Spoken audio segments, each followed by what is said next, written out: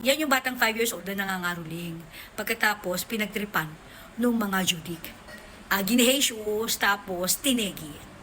Ang nakakaloka lang, hindi ko naririnig ang human rights na nag-iingay tungkol sa ginawa ng mga judictus na ito sa kaawa-awang bata na wala namang alam pa sa mundo. At ito namang komunista na pinangungunahan nila Dilima, nila Virus, nila yung mga anak bayan na yan, ano. Wala akong naririnig na kahit anong salita mula sa kanila para naman mabigyan ng katarungan ang sinapit ng kaawa-awang bata mula sa kamay ng mga judik. Alright? Can you imagine that? Panay ang sigaw nyo ng bigyan ng hustisya si Kian. Jutang Gina, nakaupo pa lang si PRRD bilang presidente, nabigyan na nakatarungan si Kian.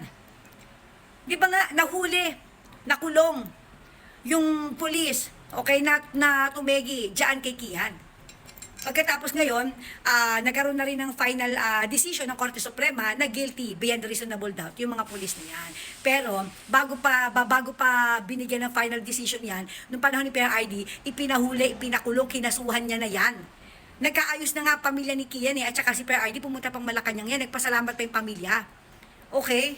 Meron pa kayong nalalaman na justice for Kian. Ito justice para sa batang 5 taong gulang na chinugi ng mga Judictus Benedictus. Bakit wala kayong dada? Bakit hindi kayo nagngangaw-ngaw? Hindi kayo nag-iingay para bigyan din ng hustisya itong batang ito? Palagi na lang hustisya para sa mga biktima ng mga Judictus Benedictus. Okay? Nang sinasabi niyong war on drugs ni PRRD. Paano yung human rights ng mga biniktima ng mga judic na yan na ipinagtatanggol nyo? May gulay. Asan ang mga utak nyo? Asan ang mga puso nyo? Anong klaseng mga nilalang kayo? Ito yung ipagsigawan nyo. Ito yung bigyan nyo ng hustisya. Yung ginawa sa batang ito at marami pa. Bago pa ang batang ito, marami ng biniktima ang mga adik na yan. Kaya nga galit si PRRD dyan eh. Kaya nga nagkaroon ng war on drugs eh. Ang war on drugs ay itinatag hindi para tumegi lang basta-basta. Itinatag ni PRRD ang war on drugs para mailigtas ang mga katulad ng batang ito mula sa kamay ng mga durugista. May gulay.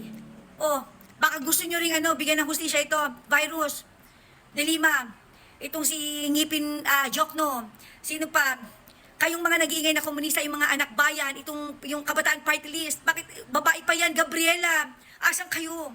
Ito yung gawa nyo ng ingay, bigyan nyo ng hustisya, human rights, asan kayo? Asan yung human rights nung batang nangangaruling lang dahil nga high na high sa drogation, yung mga lalaki, ginehesyos na, tinegi pa, putay na talaga, what the fuck? Tapos tatakbong presidente si Virus? Tapos iboboto nyo? What the heck? Ina mo?